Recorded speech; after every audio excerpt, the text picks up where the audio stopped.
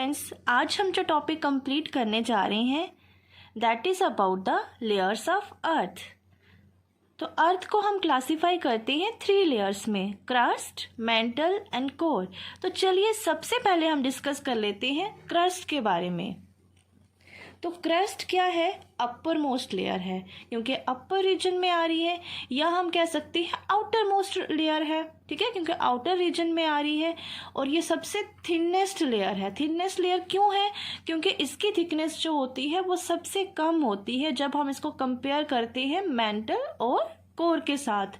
तो ये सबसे थिनेस्ट लेयर है। तो इसकी थिकनेस कितनी होती है? इसकी थिकनेस जो होती है वो वेरी करती है 5 to 35। इसकी डेंसिटी जो होती है वो सबसे कम होती है। क्रस्ट की डेंसिटी सबसे कम क्यों है? क्रस्ट सबसे ऊपर आ रहा है। आप इसको इस तरह से देख सकते हो कि आप क्या कर देखते हो, आपने लॉ ऑफ फ्लोटेशन में पढ़ा होगा कि एक बॉडी जो है जिसका वेट सबसे कम होता है फ्लोट करती है। लाइक वुड जो होती है वो फ्लोट करती है। वुड जो है आपको ऊपर देखने को मिलेगी पानी में, ठीक है, लेकिन स्टोन जो है वो सिंक करता है क्योंकि स्टोन की डेंसिटी ज़्यादा है और वुड की डेंसिटी कम है। और क्रस्ट आपको सबसे ऊपर देखने को मिलेगी, इसलिए सबसे कम डेंसिटी किसकी होगी? क्रस्ट की। और सबसे ऊपर वाले रीजन में कौन सी लेयर आएगी? क्रस्ट। और इसकी थिकनेस जो होगी वो सबसे कम होगी। तो चलिए अब हम क्रस्ट में हम 2 लेयर्स को पढ़ लेते हैं। एक है और कॉन्टिनेंटल क्रस्ट, एक है ओशनिक क्रस्ट। कॉन्टिनेंटल क्रस्ट वो क्रस्ट होगा जो आपको लैंड सरफेस में देखने को मिलेगा, और ओशनिक क्रस्ट वो क्रस्ट होगा जो आपको ओशनिक रीजन में देखने को मिलेगा।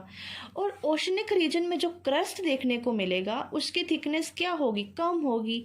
और कॉन्टिनेंटल वाले क्रस्ट की थिकनेस ज़्यादा होगी। ऐसा इसलिए होगा क्योंकि ओशनिक क्रस्ट में जो क्रस्ट होगा, because of the water availability of water, यहाँ वाले क्रस्ट में क्या होगी? एरोजनल एक्टिविटीज़ परफॉर्म हुई होंगी, जिसकी वजह से इसकी थिकनेस कम होगी और कॉन्टिनेंटल क्रस्ट की थिकनेस ज़्यादा होगी।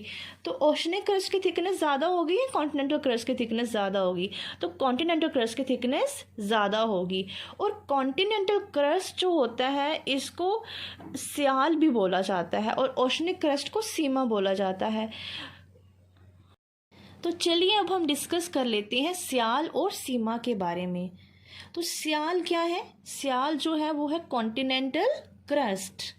कॉन्टिनेंटल क्रस्ट मीन्स अपर क्रस्ट, है ना। और ये अपर क्रस्ट है तो क्या होगा? ऑब्वियस है इसकी डेंसिटी जो होगी वो कम होगी और इसलिए ये अपर रीजन में फॉल करेगा और ये लाइटर होगा। और इसको स्याल इसलिए बोला जाता है क्योंकि जो अपर क्रस्ट जो है यहाँ पे आपको सिलिकॉन एंड एल्युमिनियम देखने को मिलेगा। तो नेक्स्ट हम डिस्कस कर लेते हैं सीमा के बारे में। सीमा क्या है?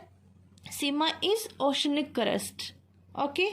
और ओशनिक क्रस्ट है और ये कहाँ पे लाई करता है? कॉन्टिनेंटल तो अपर रीजन में लाई करता है ना, ओशनिक क्रस्ट तो लोअर रीजन में लाई करेगा। अब लोअर रीजन में लाई करेगा तो लोअर रीजन में क्यों लाई करेगा? क्योंकि इसकी डेंसिटी ज़्यादा होगी। किसके कंपैरिजन? कॉन्टिनेंटल क्रस्ट के कंपैरिजन, ओके। और इसको सीमा इसलिए बोला जाता है क्योंकि यहाँ पे आपको कंपोजिशन किसकी देखने को मिलेगी? यहाँ पे कंपोजिशन देखने को मिलेगी आपको सिलिकॉन एंड मैग्नीशियम। तो स्याल और सीमा दोनों को मिला के बनता है अर्थ क्रस्ट। और स्याल जो है ये कौन सा वाला पार्ट है? ये है कॉन्टिनेंटल क्रस्ट। और सीमा जो है वो कौन सा पार्ट है? Oceanic crust. ये वाले पॉइंट्स मैंने आपको पढ़ा दिए हैं। चलो अब इनको एक बार फिर से रिवाइज कर लेते हैं हम। तो कॉन्टिनेंट जो होता है इसमें थिकनेस ज़्यादा होती है क्रस्ट की, है ना। और ओशन में थिकनेस कम होगी बिकॉज ऑफ द एरोजनल एक्टिविटीज़। और डेंसिटी किसकी ज़्यादा होगी? तो जितना नीचे होगा तो ओशन की डेंसिटी ज़्यादा होती है, कॉन्टिनेंट की डेंसिटी कम होती है क्योंकि आपको ऊपर देखने को मिलेगा वो, ठीक है। और एवरेज डेंसिटी की जब हम बात करते हैं तो एवरेज डेंसिटी जो क्रस्ट की है वो है 2.7 ग्राम पर सेंटीमीटर क्यूब, ओके। तो चलिए अब हम फ्रेंड्स डिस्कस कर लेते हैं सेकंड लेयर के बारे में जो है मेंटल, ओके। तो मेंटल जो है ये लाई करती है क्रस्ट और कोर के बीच में। तो मेंटल जो है वो क्या है, एक इंटरमीडिएट लेयर है अर्थ की। ओके, इसकी थिकनेस जो है ये स्टार्ट होती है 35 किलोमीटर से लेके 2900 किलोमीटर तक।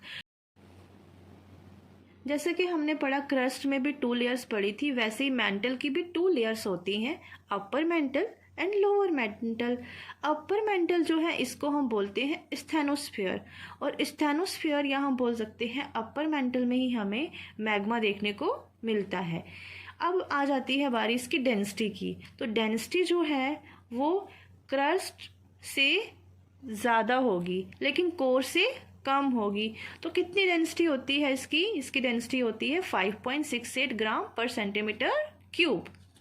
और मेंटल जो है अर्थ की वॉल्यूम का 84% है। तो चलिए अब हम डिस्कस कर लेते हैं कोर के बारे में। कोर जो है ये सबसे इनर मोस्ट लेयर है अर्थ की, क्योंकि सबसे इनर रीजन में फॉल करती है और ये सबसे नीचे है। और ये सबसे नीचे इसका मतलब कि इसकी डेंसिटी सबसे ज़्यादा होगी।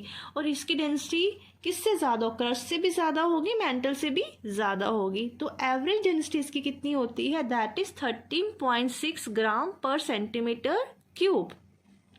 और कोर में आपको देखने को मिलती है निकल और आयरन की कंपोजिशन। और कोर का जो टेम्परेचर होता है वो बहुत ज़्यादा होता है, प्रेशर भी बहुत ज़्यादा होता है। This is all about the layers of earth. Okay guys, thank you for watching.